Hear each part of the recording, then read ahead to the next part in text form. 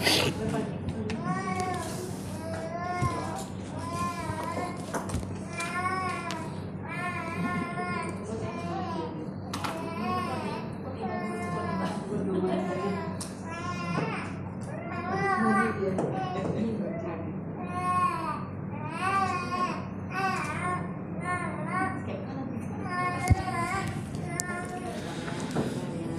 mulai. Bismillahirrahmanirrahim. Assalamualaikum warahmatullahi wabarakatuh.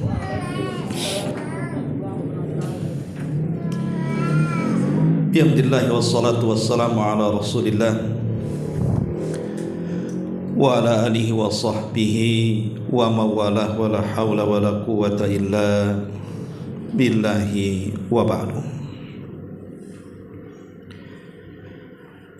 Alhamdulillah, segala puja dan puji hanya milik Allah Jalla fi'ula. Salawat dan juga salam kita hadiahkan kepada Rasul kita Nabi besar Muhammad sallallahu alaihi wa ala alihi wasallam. Pembahasan di siang hari ini kita akan membahas perkara akidah atau keyakinan, yaitu perjalanan seorang mukmin dari mulai kematian sampai dimasukkan Allah Subhanahu wa taala ke dalam surga. Dalam sebuah hadis yang sahih dari Nabi sallallahu alaihi wasallam, Nabi mengatakan, innal mu'min idza hadarahul maut busyira biridwanillahi wa karamatihi falaysa syai'un ahabba ilaihi mimma amama fa ahabba liqa Allahi fa ahabba Allahu liqa'ah. Sesungguhnya seorang mukmin apabila kematian menghampirinya, maka akan dihabar gembirakan dengan keridhaan Allah Subhanahu wa taala dan kemuliaannya. Maka tidak ada sesuatu yang dicintai seorang mukmin ini kecuali apa yang akan dihadapi di masa depannya. Dia pun senang ingin berjumpa dengan Allah, maka Allah pun suka berjumpa dengan dia. Abdullah ibn Mas'ud radhiyallahu an ketika memberikan catatan kepada hadis ini, beliau mengatakan, idza jaa malakul mauti yaqbidu ruhal mu'min. Apabila datang malaikat maut hendak mencabut nyawa seorang mukmin, qala lahu, maka malaikat maut akan mengatakan kepada seorang mukmin, inna rabbaka yuqri'uka salam. Sesungguhnya Rabbmu menitipkan salam kepadamu. Kemudian juga Muhammad ibn Ka'ab rahimahullahu ta'ala juga mengatakan, yaqulu lahu malakul mauti, malaikat kematian akan berkata kepada seorang mukmin saat kematiannya, assalamu alayka ya waliyallah, Allahu yuqri'uka assalam.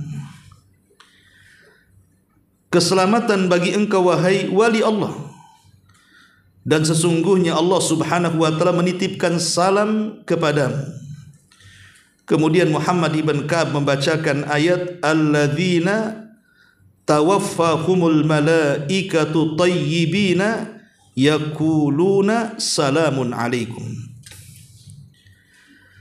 Orang-orang yang para malaikat telah mewafatkan mereka, maka mereka para malaikat akan mengatakan keselamatan bagi kalian. Dari riwayat dan asar ini kita tahu bahwa saat kematian seorang mukmin saja sangat menggembirakan. Karena bagaimanapun kematian seorang mukmin itu sebenarnya menghentikan kelelahan dan keperitan kehidupan dunia. Maka dengan kematiannya dia akan beristirahat dari penatnya dunia. Makanya di sini seorang mukmin apabila kematian menjemputnya, maka akan dihabar gembirakan dengan redoknya Allah dan kemuliaan Allah kepadanya. Bahkan para malaikat maut yang mencabut nyawanya akan mendoakan keselamatan, bahkan akan mengatakan Allah menitipkan salam kepadamu. Inilah keistimewaan dan kemuliaan kematian seorang mukmin. Makanya wajar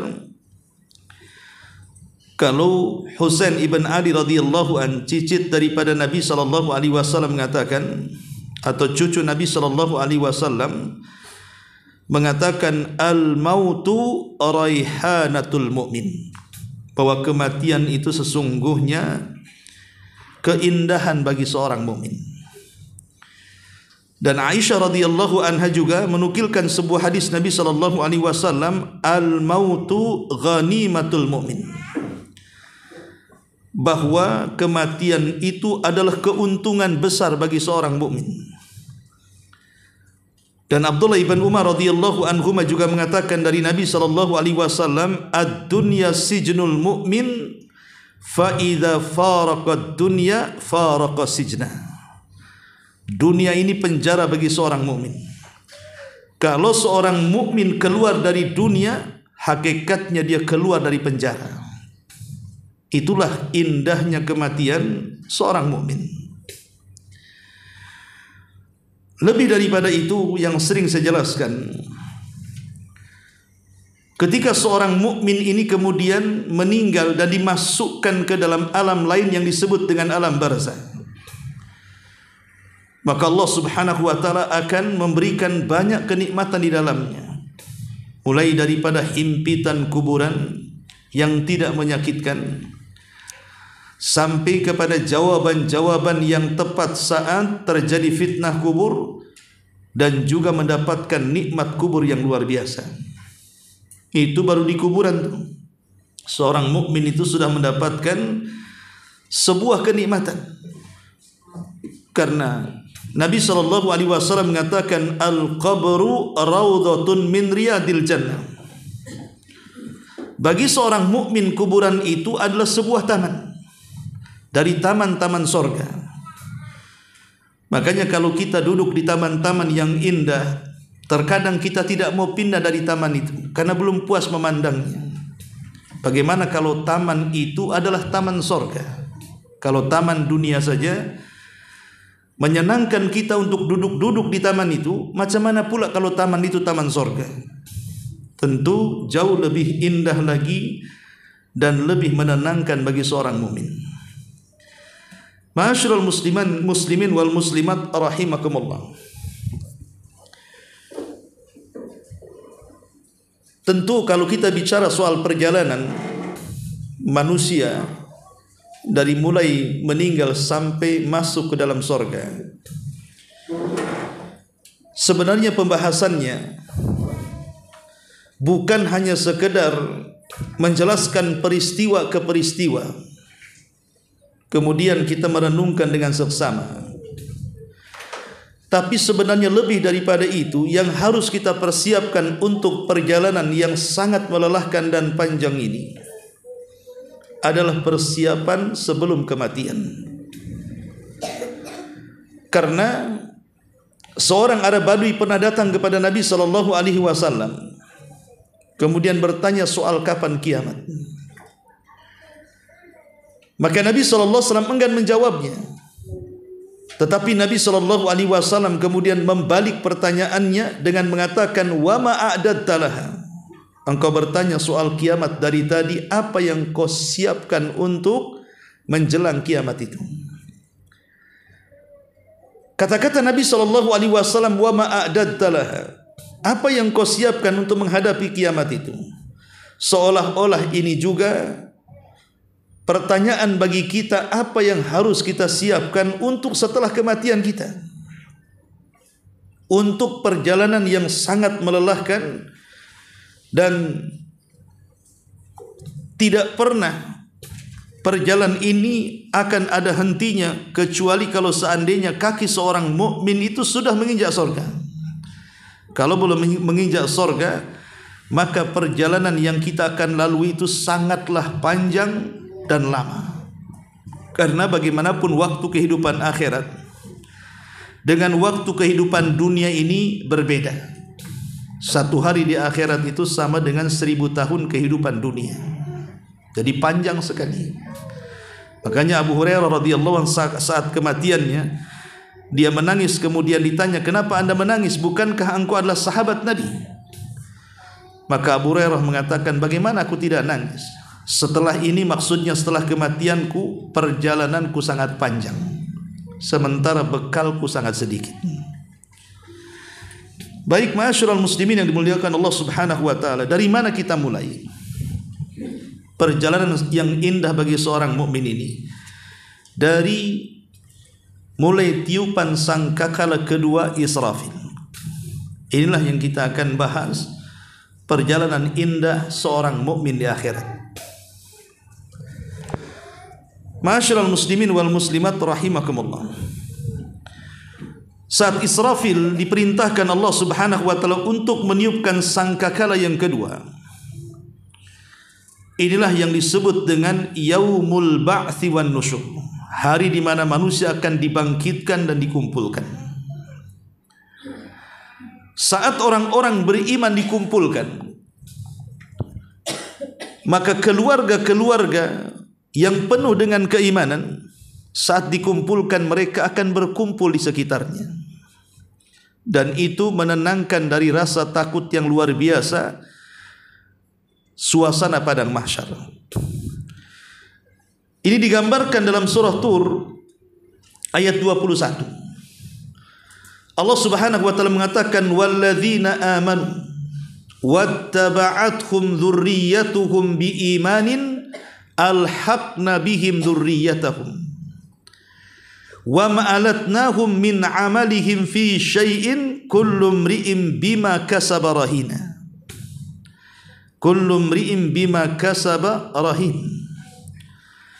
Dan orang-orang yang beriman, kata Allah, dan yang anak cucu mereka mengikuti mereka dalam keimanannya, kami akan kumpulkan anak cucu mereka dengan mereka, dan kami tidak mengurangi sedikit pun dari pahala amal mereka tiap-tiap manusia terkait dengan apa yang mereka kerjakan di dunia.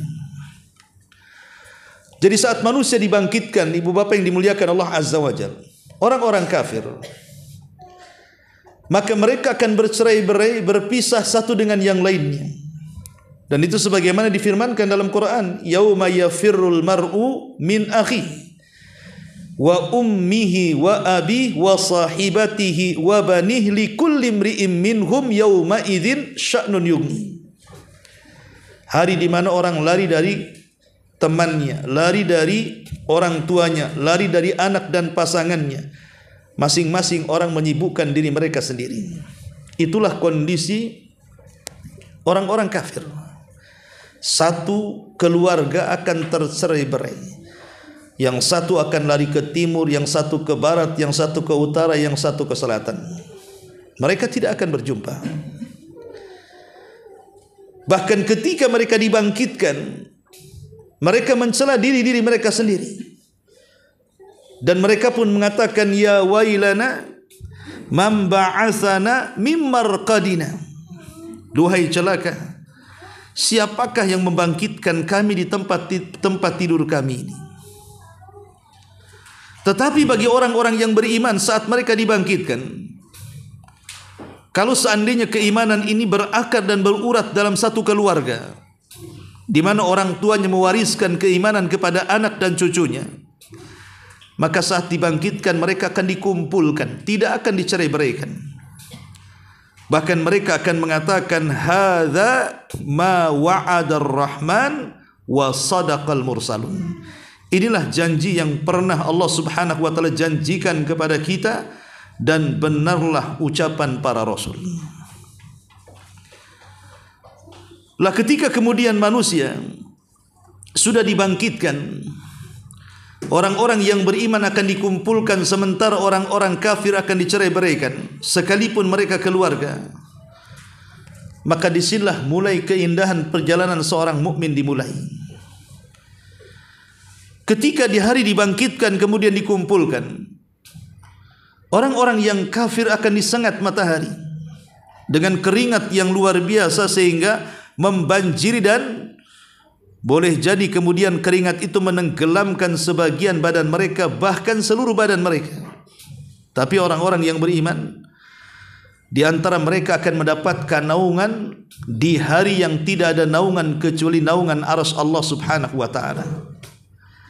Dan itu digambarkan dalam hadis Nabi sallallahu alaihi wasallam, sab'atun yudhilluhumullahu fi dhillihi yauma la dhilla illa dhilluh. Ada 7 manusia yang akan mendapatkan naungan di hari yang tidak ada naungan kecuali naungan arsy Allah Subhanahu wa taala.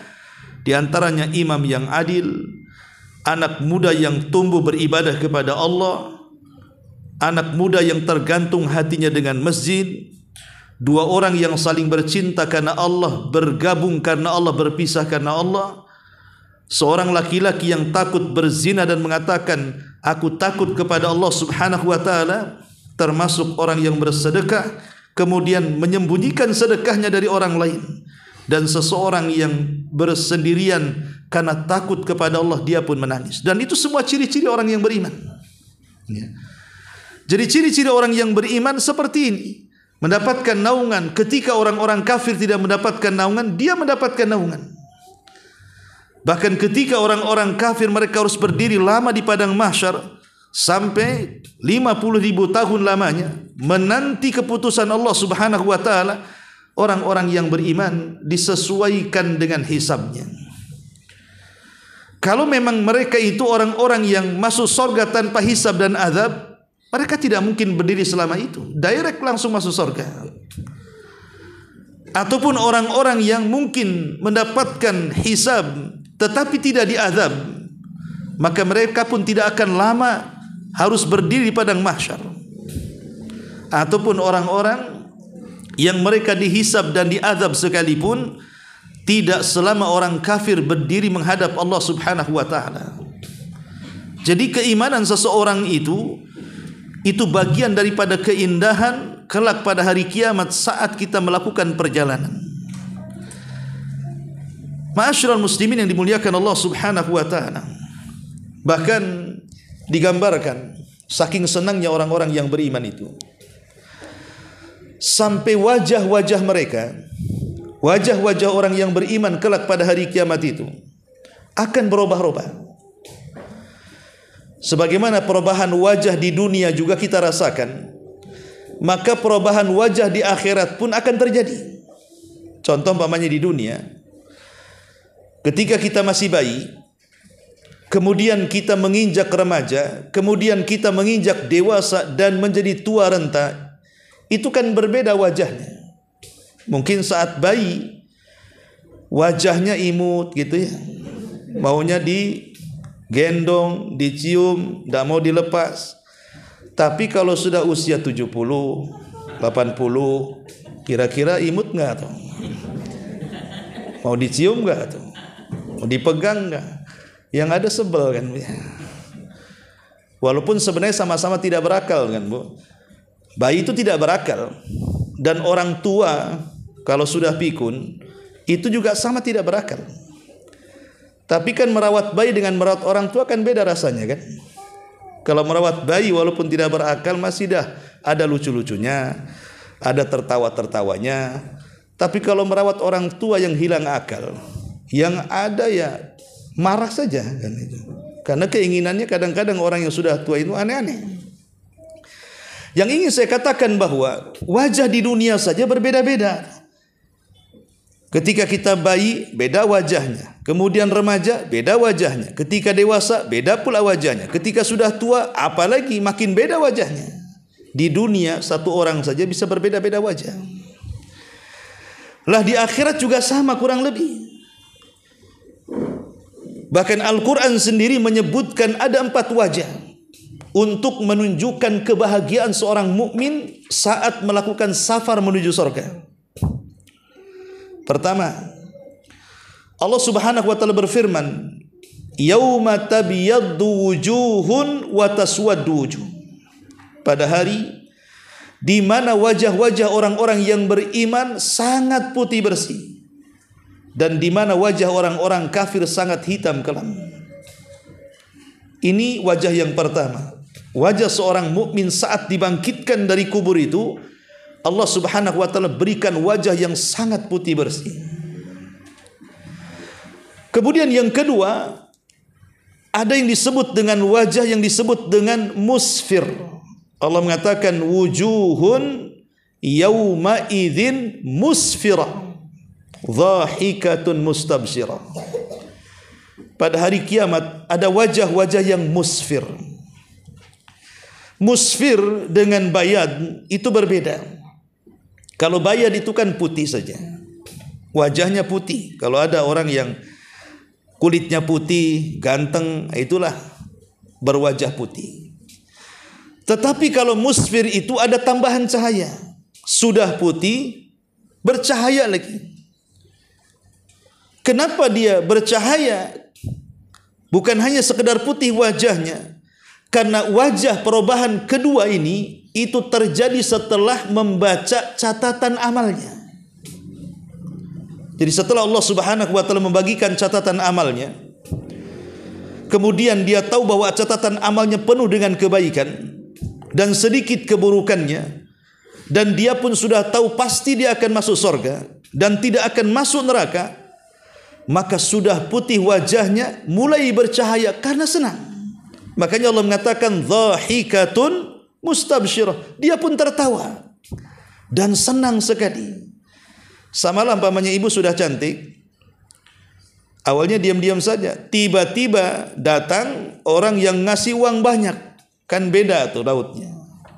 Orang yang wajahnya putih tapi tidak senyum, dengan orang yang sudah putih wajahnya dia tersenyum, kan beda tuh, auranya beda gitu maksudnya.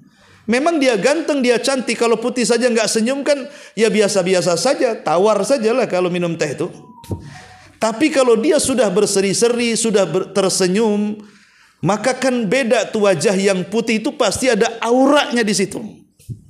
Lah, musfir itu seperti itu, ada tambahan cahaya dari wajah yang putih. Makanya ketika Allah Subhanahu wa taala bicara tentang waktu subuh, apa kata Allah? Allah mengatakan was-subhi idza asfar, dan demi waktu subuh apabila asfar. Asfar itu maksudnya cahaya. Fajar itu sudah terang, tetapi dengan adanya asfar makin terang lagi. Itu maksudnya. Jadi wajah penduduk surga itu sudah putih, tetapi semakin bercahaya. Kapan itu? Saat catatan amalnya dibaca dan dia tahu isinya rupanya penuh dengan kebaikan, dan dia tahu bahwa dia tidak akan masuk neraka dan pasti masuk surga. Maka makin lagi senangnya dia. Ini wajah yang kedua. Wajah yang ketiga, ketika orang-orang yang beriman ini dimasukkan ke dalam surga, maka bukan hanya wajahnya yang putih, bukan hanya kemudian wajahnya penuh dengan cahaya saking bahagianya karena dia tahu dia akan selamat dari neraka, tapi lebih daripada itu, ketika orang-orang yang beriman ini dimasukkan ke dalam sorga dan dia sudah merasakan nikmat sorga, nikmat yang tidak pernah dipandang mata, didengar telinga, terlintas dalam otak manusia pun tidak terbayangkannya, maka setelah mereka merasakan nikmat, wajah mereka berubah lagi. Wajah mereka menjadi wajah na'imah namanya. Allah mengatakan wujuhun yauma idzin na'imah li sa'yiha radiyah fi jannatin 'aliyah. Ketika mereka masuk surga dan sudah merasakan kenikmatan surga, wajah mereka berubah lagi. Kenapa? Karena sudah menjadi wajah-wajah na'imah. Na'imah itu artinya wajah-wajah yang dipenuhi dengan kenikmatan yang tidak ada batasnya. kalau belum masuk surga, walaupun dia putih, walaupun ada tambahan cahaya karena bahagia, kan masih ada was-was itu. Makanya Abu Bakar Siddiq radhiyallahu mengatakan, kalau hanya kakiku yang masuk ke surga kaki kanan, sementara kakiku belum masuk, aku tidak akan pernah tenang sampai dua-duanya masuk surga. Ya. Tapi kalau orang sudah masuk surga, kan tidak mungkin keluar lagi dari surga. Maka wajahnya dipenuhi dengan na'imah, artinya tertawa sepanjang masa, tersenyum sepanjang waktu, dan tidak ada batasnya, senang terus.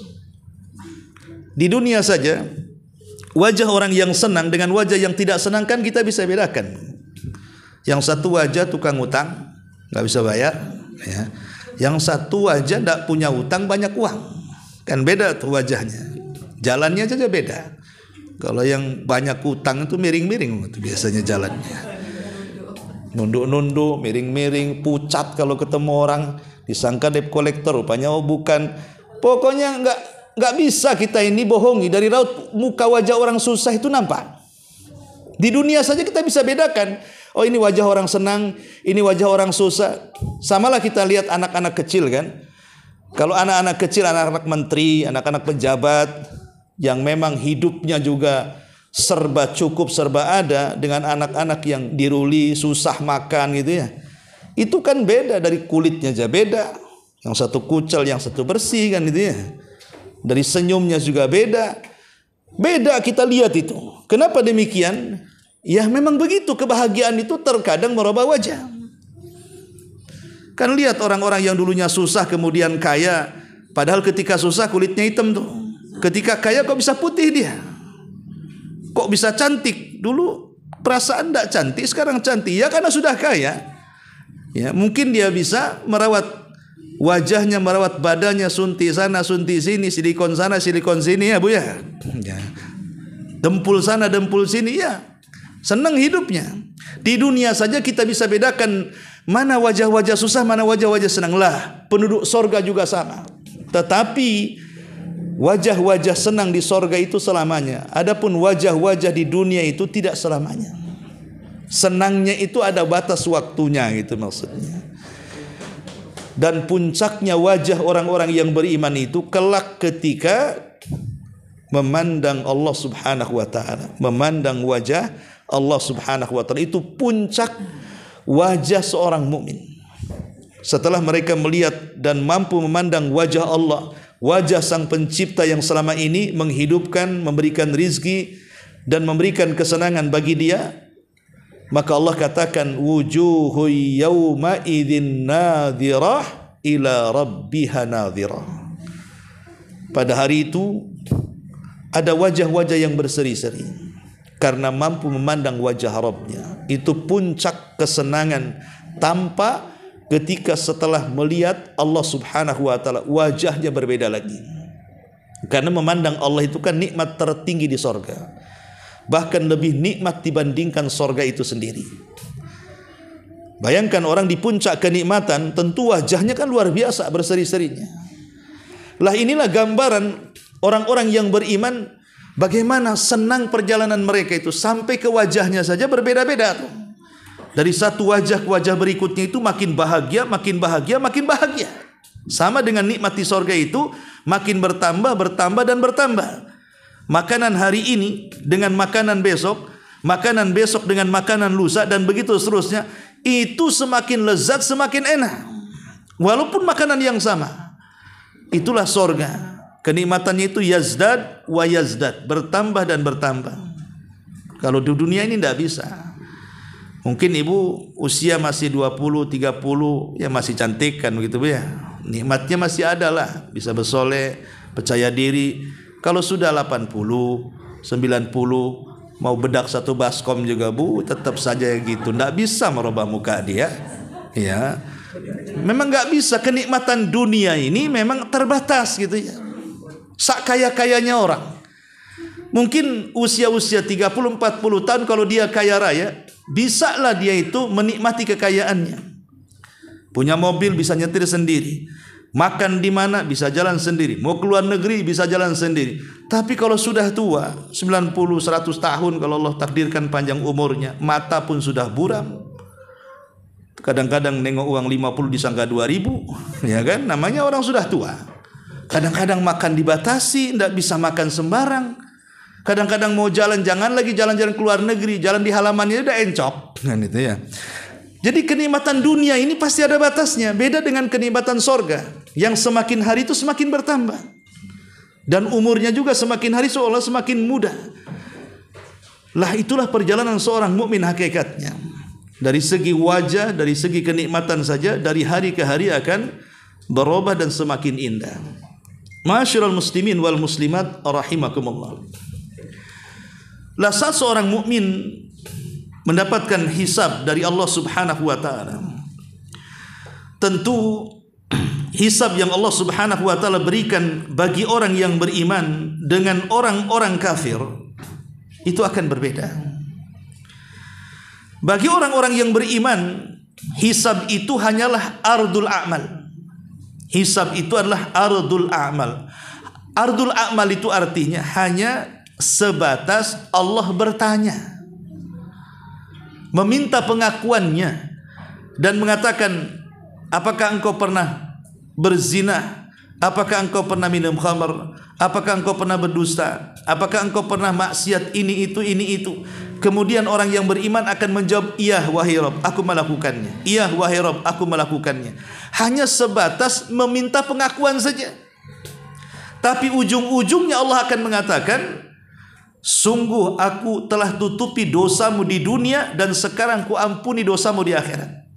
Senang, hanya dipanggil, kemudian disuruh mengakui dosanya. Setelah mengakui dosa, tiba-tiba Allah mengatakan, dulu di dunia satartulaka fid dunya wa ghafartul lakal yauma. Dulu di dunia ku tutup aibmu, sekarang di akhirat ku ampuni dosamu.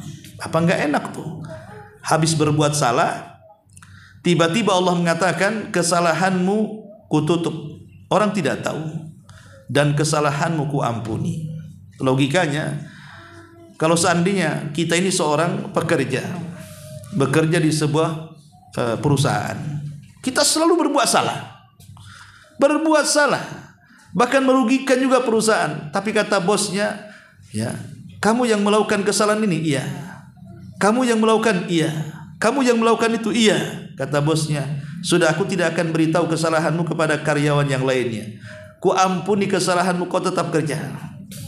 Kan enak tuh, ya. Kalau di anak emas kan seperti itu.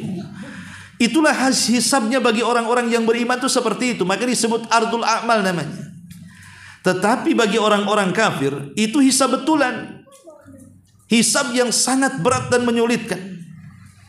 Sehingga terkadang orang-orang kafir ini mereka berusaha untuk berkilah dalam hisab, tetapi mereka tidak bisa berkilah. Kenapa? Karena akan didatangkan catatan dan saksi-saksi yang tidak bisa dia lari dari kesalahannya. Belum lagi kemudian kita berinjak kepada dari hisab beralih kepada timbangan, beralih kepada tatayurus suhuf, di mana orang-orang yang beriman itu disuruh untuk mengambil catatannya. Orang-orang yang beriman, maka mereka akan mengambil dengan catatan dengan tangan kanannya.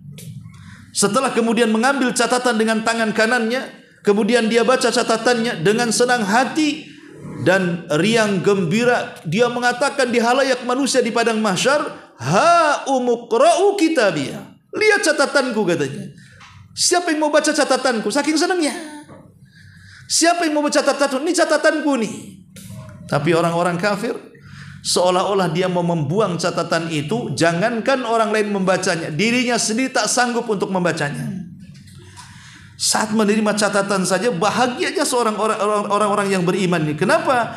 Karena dengan tahu isi catatannya kebaikannya jauh lebih baik dibandingkan keburukannya, makanya dia riang gembira. Dengan sombongnya dia mengatakan, ha umuqra'u kitabiyah. Lihat kitabku. Siapa yang mau baca, katanya, ya. Belum lagi setelah kemudian beralih kepada timbangan, di mana Allah Subhanahu wa taala berfirman ketika bicara soal timbangan, fa amma man thaqulat mawazinu fahuwa fi 'ishatir radiyah wa amma man khaffat mawazinu fa ummuhu hawiyah wa ma adraka ma hiyah narun hamiyah. Adapun orang-orang yang timbangannya berat, maksudnya timbangannya berat itu maksudnya kebaikannya, maka mereka akan diberikan kehidupan yang sangat memuaskan. Dan itu merupakan kebanggaan, karena bagaimanapun di 3 tempat di akhirat itu sangat menegangkan. Ada 3 tempat di akhirat itu sangat menegangkan luar biasa. Sampai-sampai di 3 tempat ini orang tidak akan ingat siapapun kecuali dirinya. Sampai-sampai Aisyah radhiyallahu anha, satu malam Nabi SAW menyandarkan kepalanya di paha Aisyah. Karena kebiasaan Aisyah radhiyallahu anha itu, kalau Rasul SAW berada di gilirannya, maka biasanya Aisyah menunggu Rasul tidur dan meletakkan pahanya untuk dijadikan bantalnya. Setelah Nabi SAW tertidur, baru kemudian dia lepaskan kepala Rasul, kemudian dia berbaring di samping. Itu kebiasaan Aisyah seperti itu. Ya, jadi menunggu suaminya tidur, kemudian setelah suaminya tidur baru dia tidur. Kalau ibu kan enggak, ibu tidur dulu, baru suaminya belakangan. Suaminya bisa tidur karena ngoroknya ibu kencang masalahnya. Akhirnya pindah kamar. Ya. Jadi satu malam Aisyah radhiyallahu anha ini menatap wajah Rasul yang berada di pahanya. Entah kenapa Aisyah radhiyallahu anha menjadi sedih. Karena sedihnya menusuk hati sampai tidak sadar dia meneteskan air mata, dan air matanya persis menetes di pipi Nabi. Sontaklah Nabi bangun karena terkena tetesan air mata masalahnya. Kemudian melihat Aisyah matanya sudah penuh dengan air mata dan mengatakan, "Ya Aisyah, kenapa engkau menangis? Walimaddumu, dan kenapa air matamu ini?" Maka Aisyah radhiyallahu anha mengatakan, "Ya Rasulullah, hal tadhkuru bi ahlika yaumal qiyamah?" Rasul, apakah kau akan ingat aku keluargamu pada hari kiamat, ataukah kau akan ingat dirimu sendiri saja? Maka Nabi SAW mengatakan, "Ya Aisyah, amma fi thalathati mawatin fala yadhkuru ahadun ahada." Hai Aisyah, adapun di 3 tempat seseorang tidak akan ingat siapapun kecuali dirinya. Dia tidak akan ingat anaknya, istrinya, pasangannya, enggak akan ingat. Dia hanya ingat dirinya saja. Dan itu ada di 3 tempat. Ya. Pertama kata Nabi SAW, indas sirat, ketika manusia menyeberang di titian sirat. Itu sangat menegangkan. Karena orang yang menyeberang di titian sirat itu, kan jembatan itu diletakkan oleh Allah persis di antara bentangan neraka jahanam. Jadi kalau seandainya orang terjatuh dari titian itu, dipastikan masuk ke dalam jahanam. Gimana enggak tegang? Bawahnya neraka. Kalau Barelang saja kan masih air kan Bu. Ya kalau jatuh dari jembatan Barelang ya bisa hidup bisa mati kan itu. Tetapi ini kalau bawahnya api ya dipastikan matilah. Apalagi kalau sampai kemudian jatuh dari titian itu sampai ke dasar jahanam itu 70 tahun baru sampai. Jadi kalau seandainya ada batu segede unta jatuh dari titian itu baru sampai di dasar jahanam itu setelah 70 tahun dia melayang. Gimana enggak tegang orang? Disitulah sangat menegangkan. Kenapa sangat menegangkan? Karena hanya 2, selamat atau masuk ke dalam jahanam. Kata Nabi, ketika orang menyeberang, di situ tidak akan ingat siapapun. Tetapi bagi orang-orang yang beriman, Nabi SAW mengatakan, wa tursalul amanatu warrahimu fatakumani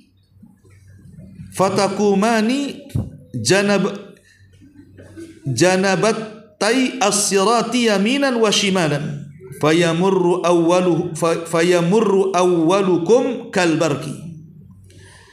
Qala qultu bi abi anta wa ummi ayu syai'in kamaril barki.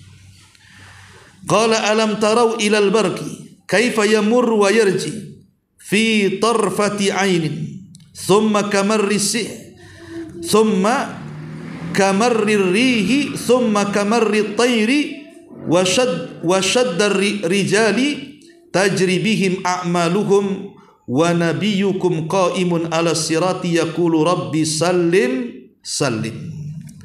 Adapun orang yang beriman, lihat gambarannya. Dari Abu Hurairah radhiyallahu an, Rasul bersabda, lalu diutuslah Amanah dan Rahim,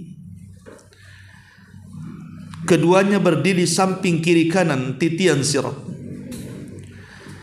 Orang yang pertama lewat seperti kilat.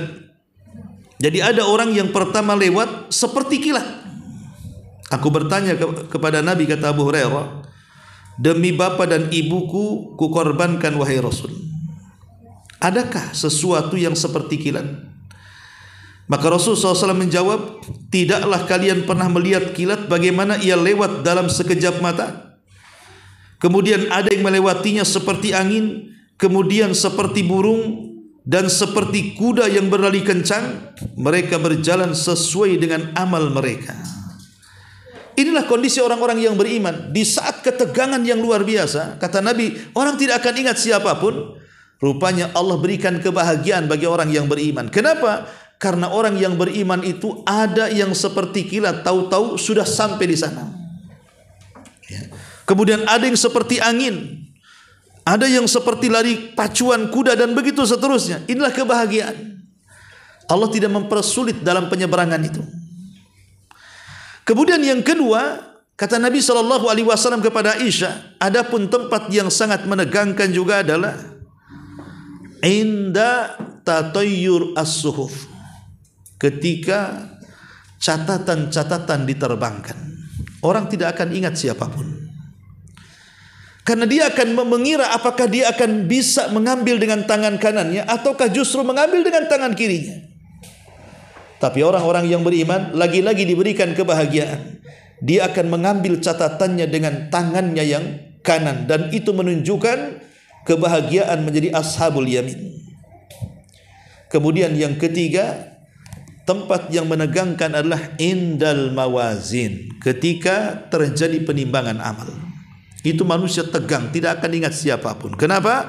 Karena orang mengira apakah dia akan berat timbangan kebaikannya ataukah akan ringan timbangan kebaikannya dan berat timbangan keburukannya. Tegang, tidak akan ingat siapapun. Tetapi Allah berikan kebahagiaan kepada orang yang beriman saat dia ditimbang, dia, amalannya dan catatannya, Allah beratkan sehingga dia diberikan kelegaan saat di dalam timbangan itu. Ma'asyiral muslimin wal muslimat rahimakumullah. Itulah kata Nabi SAW, 3 tempat yang tidak bisa terelakkan, yang sangat menegangkan. Di 3 tempat orang tidak akan ingat siapapun kecuali hanya dirinya sendiri. Tapi bagi seorang mukmin Allah mudahkan semuanya. Sampai akhirnya berhasil melihat melintasi titian, dan mereka pun kemudian lepas daripada kisos pada hari kiamat. Karena orang yang lewat dari titian itu belum tentu masuk ke dalam sorga. Padahal dia sudah susah payah itu menyeberangi titian kan. Tapi rupanya ada peristiwa lagi yang menentukan masuk tidaknya sorga. Apa itu? Kontoro. Kontoro itu tempat kisos. Ya. Kita di dunia yang pernah mencuri, yang pernah mendolimi saudaranya, menghina saudaranya, menggibah saudaranya, berdusta atas nama saudaranya, mengambil hak saudaranya, nanti akan terjadi kisos di tempat ini. Dan disinilah tempat barter pahala dan dosa. Orang-orang yang beriman di tempat seperti ini, mereka justru mengutip pahala orang-orang di situ.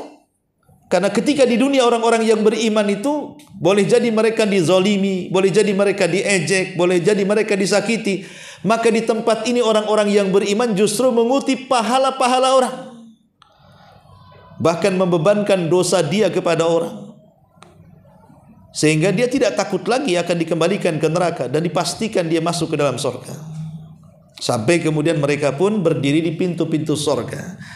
Karena tidak bisa masuk ke dalam surga sampai surga itu yang buka langsung adalah Rasul kita Muhammad sallallahu alaihi wasallam. Kata Rasul, ana awwal man aftatihu babal jannah. Akulah orang yang pertama kali membuka pintu surga.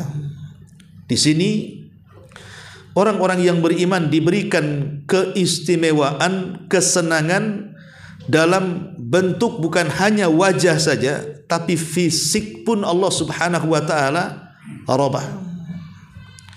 Dalam sebuah hadis Nabi mengatakan, "Awwalu zumratin talijul jannah suratahum ala suratil qamari lailata badrin."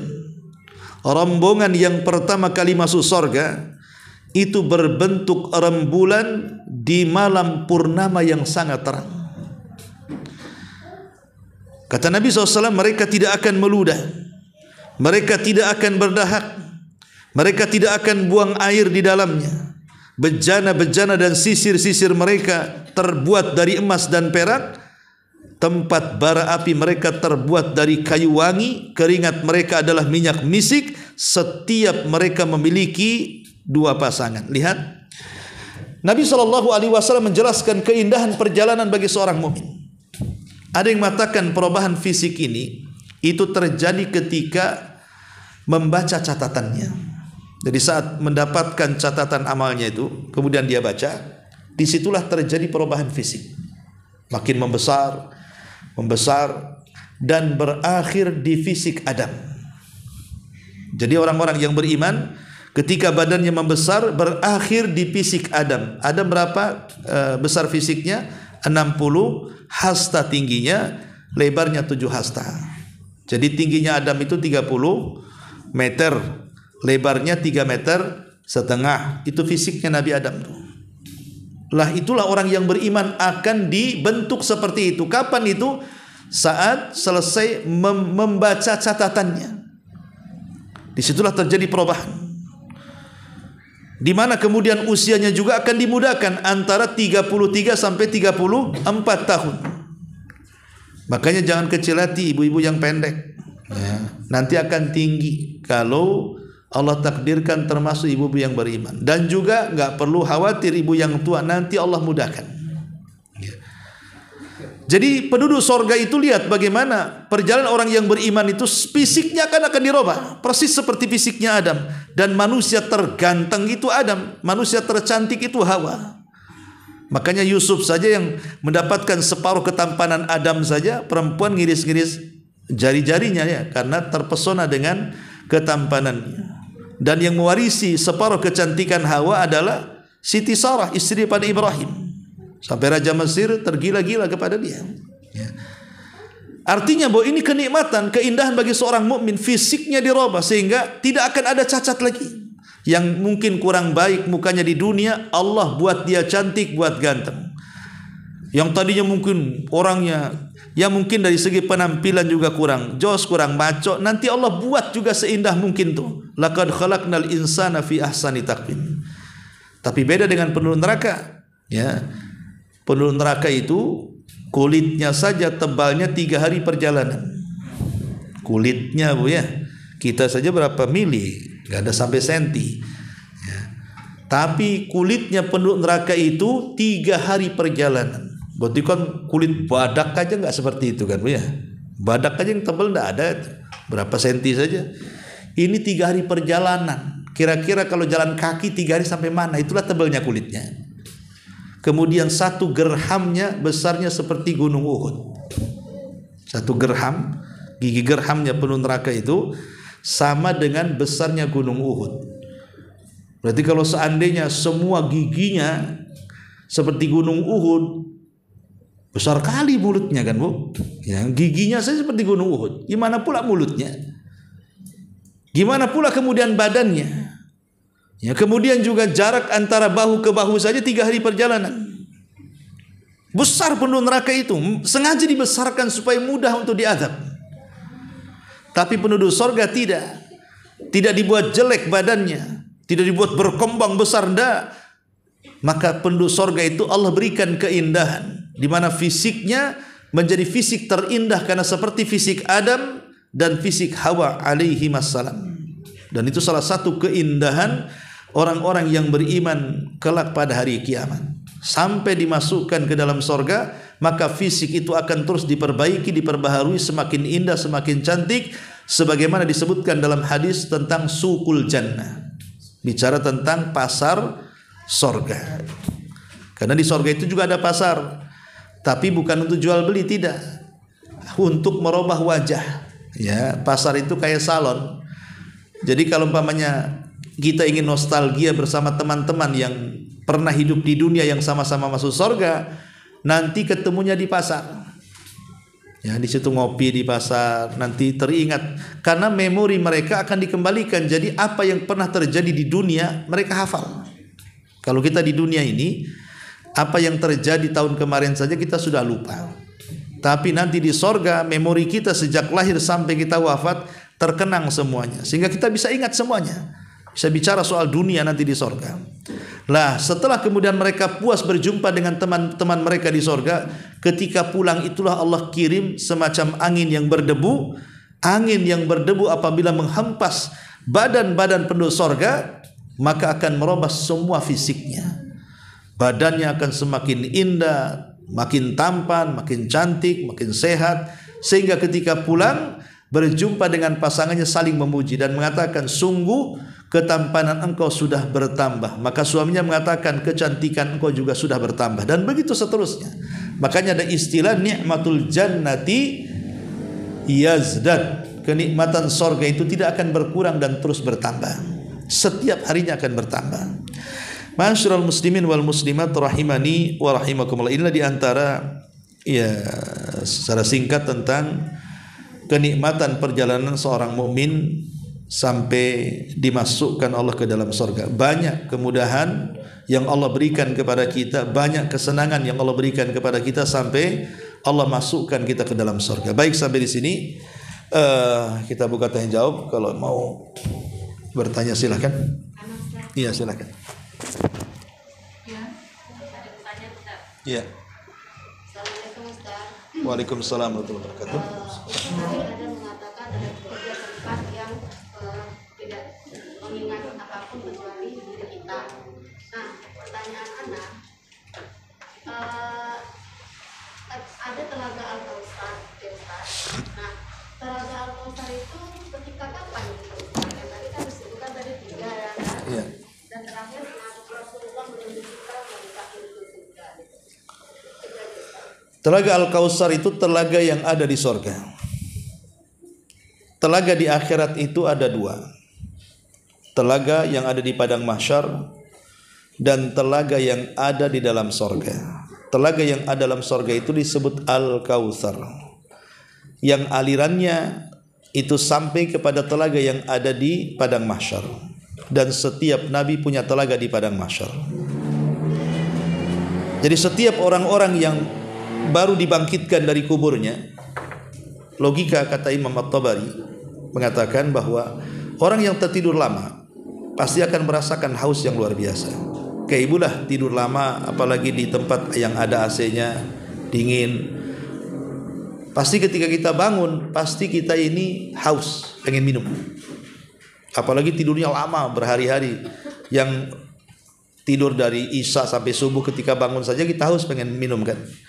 Apalagi kalau 2 hari 3 hari, apalagi kalau tidurnya itu sejak tiupan trompet yang pertama sampai tiupan trompet yang kedua. Tentu kita tidak tahu berapa lama ditidurkan, sehingga ketika dibangkitkan itu tenggorokan manusia kering dan ingin minum. Lah disitulah semua manusia diarahkan kepada nabinya masing-masing. Umat Islam punya Rasul Muhammad SAW, dan Rasul diberikan telaga oleh Allah Subhanahu wa Ta'ala. Rasul menunggu kita dari telaga. Maka semua umat akan kembali kepada nabinya. Maka orang yang pertama minum dari telaga Rasul adalah penduduk Yaman, maksudnya orang-orang Ansar. Ya. Kenapa orang-orang Ansar didahulukan daripada Muhajirin ketika minum di telaga Nabi SAW? Karena selama di dunia orang-orang Ansar itu tidak pernah mendapatkan kekuasaan. Mulai daripada Khulafaur Rasyidin sampai kepada tingkat kerajaan, orang Ansar itu tidak mendapatkan porsi politik. Rasul meninggal, Abu Bakar yang jadi khalifah. Abu Bakar orang mana? Muhajirin. Abu Bakar meninggal, ganti Umar. Umar siapa? Muhajirin. Ya. Kemudian Umar meninggal, ganti Utsman. Utsman siapa? Muhajirin. Kemudian Utsman meninggal, ganti Ali. Siapa Ali? Muhajirin. Kemudian ketika Ali meninggal ganti anaknya, Muhajirin lagi. Ketika Khulafaur Rasyidin terhapus, datang kerajaan-kerajaan, raja pertama Muawiyah, Muhajirin. Daulah Umayyah semua Muhajirin. Daulah Umayyah runtuh, datang Abbasiyah, semua Muhajirin, semua orang-orang Mekah. Orang-orang Madinah itu tidak pernah ada porsi politik. Mereka pembantu saja. Makanya kata Nabi SAW sebagai bentuk hadiahnya, maka mereka lah orang yang pertama kali minum di telaga Nabi SAW. Sebagai bentuk bagaimana mereka telah sabar, tidak ada porsi politik sama sekali. Orang-orang Ansor lah yang pertama kali minum, baru kemudian Muhajirin, baru kemudian yang lainnya. Tapi tidak semua minum, karena ada orang-orang yang ketika masuk mengaku umat Muhammad, ketika hendak masuk ke telaga dihalau oleh para malaikat, tidak boleh minum. Sampai-sampai Rasul mengatakan, ya Rabb, itu umatku, kenapa kau halau? Maka kemudian Allah menjelaskan, engkau tidak tahu apa yang terjadi sepeninggalmu. Mereka sudah merubah-rubah agamamu, mereka sudah jauh dari petunjukmu. Jangan pernah mereka minum. Sehingga sebagian para ulama, siapa sih mereka orang yang tidak minum dari telaga itu? Pertama, mereka orang murtad. Dulunya muslim, tetapi kemudian murtad. Yang kedua, mereka munafik. Karena orang munafik itu ngaku-ngaku muslim dalam lisannya, tapi menyembunyikan kekafiran dalam hatinya. Kemudian yang ketiga, mereka ahli bid'ah. Orang-orang yang suka melakukan hal yang tidak pernah dilakukan di zaman Nabi, merubah-rubah syariat dan petunjuk. Kemudian yang keempat, mereka adalah orang-orang yang gemar melakukan dosa besar. Semua diborong dia, zinahnya, khomernya, judinya, dustanya, ribanya, pokoknya banyak melakukan dosa besar. Itulah orang-orang yang tidak akan minum dari telaga Nabi sallallahu alaihi wasallam, kata ulama. Jadi kalau Al-Kautsar itu ada di dalam sorga, tapi alirannya sampai ke telaga Nabi yang ada di padang mahsyar, dan setiap Nabi punya telaga. Wallahu a'lam. Ya, baik, sampai di sini. Subhanakallah bihamdika asyhadu an la ilaha illa anta astaghfiruka wa atubu ilaik. Allahu taala alam. Assalamualaikum warahmatullahi wabarakatuh.